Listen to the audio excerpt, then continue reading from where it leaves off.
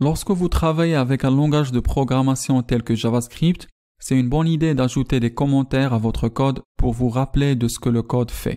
Quand vous revenez pour réviser votre code après plusieurs mois, il est beaucoup plus facile de lire un commentaire plutôt que d'étudier chaque ligne de code.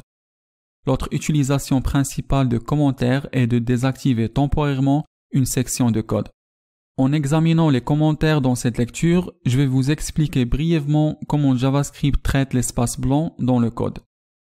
JavaScript a deux styles de faire un commentaire. Un style pour les commentaires d'une seule ligne et l'autre pour les commentaires de plusieurs lignes. La façon de créer le commentaire d'une seule ligne est de commencer par deux barres obliques. Tout ce qui est après ces barres obliques est traité comme un commentaire qui est ignoré par JavaScript.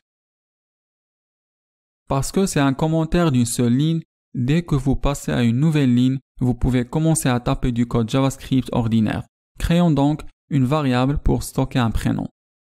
Puis, si je tape deux barres obliques après le point virgule, tout jusqu'à la fin de la ligne est également considéré comme un commentaire, afin que je puisse expliquer ce que le code fait. Maintenant, bien évidemment, créer des commentaires pour expliquer la définition d'une variable prénom est un peu absurde. Mais j'espère que vous aurez l'idée que lorsque vous travaillez avec un code plus compliqué, que ceci peut être très utile pour vous rappeler le rôle d'un morceau de code particulier. Ce sont donc les commentaires d'une seule ligne. JavaScript possède également des commentaires de plusieurs lignes et il utilise la même syntaxe que CSS.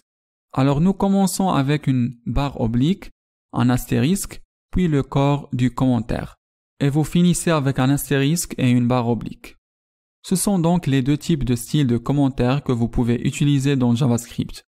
Ainsi qu'ils vous rappellent le rôle de votre code, les commentaires peuvent aussi être extrêmement utiles pour désactiver temporairement une partie de votre code sans avoir besoin de la supprimer.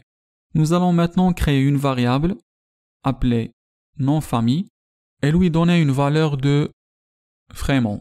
Je vais taper prénom, le signe plus sur une ligne distincte, et puis un espace littéral. Et puis sur une autre ligne, nous allons avoir nom-famille.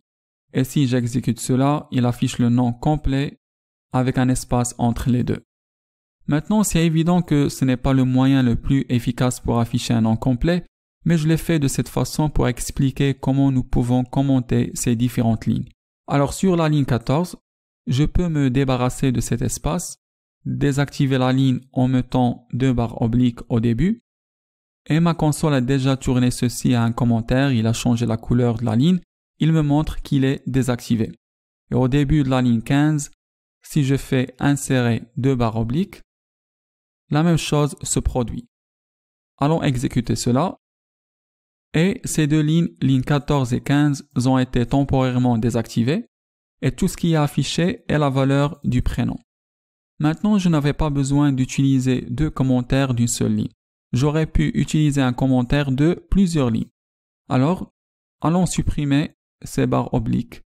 Puis à la ligne 13, je vais créer un commentaire de plusieurs lignes. Alors, barre oblique, astérisque. Puis à la fin de la ligne 14, j'aurai un astérisque et barre oblique. Cela désactive les lignes 13 et 14, mais la ligne 15 est maintenant activée. Si j'exécute cela, il affiche uniquement la valeur de nom de famille.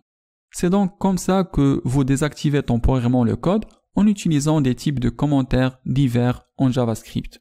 Jetons donc un coup d'œil à la façon dont JavaScript traite l'espace blanc. J'aime avoir l'espace blanc autour de l'opérateur d'affectation parce que je pense qu'il rend le code plus facile à lire, mais JavaScript ne s'inquiète pas tant que le code n'est pas ambigu.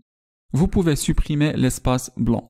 Donc si je supprime l'espace blanc sur chaque côté de l'opérateur d'affectation et exécute le code, il fonctionne toujours, il n'y a pas de problème. Maintenant, nous pouvons aller dans la direction opposée. Nous pouvons ajouter un espace blanc. Alors je peux mettre beaucoup d'espace blanc après la variable et je peux même aller jusqu'à plusieurs lignes ci-dessous après l'opérateur d'affectation. Et soyons complètement fous et avoir plusieurs lignes supplémentaires jusqu'à ce que nous arrivons au point virgule. Et si j'exécute cela, ça fonctionne toujours, exactement le même qu'avant, même si il a cette énorme quantité d'espace blanc. Évidemment, mettre cette quantité d'espace blanc dans le code est ridicule, mais cela signifie que vous pouvez utiliser l'espace blanc dans votre code pour une meilleure lisibilité. Alors voilà, c'est tout pour les commentaires et l'utilisation de l'espace blanc dans JavaScript. Les commentaires non seulement rendent la signification du code plus facile à comprendre, mais ils jouent aussi un rôle utile en désactivant temporairement des sections du code.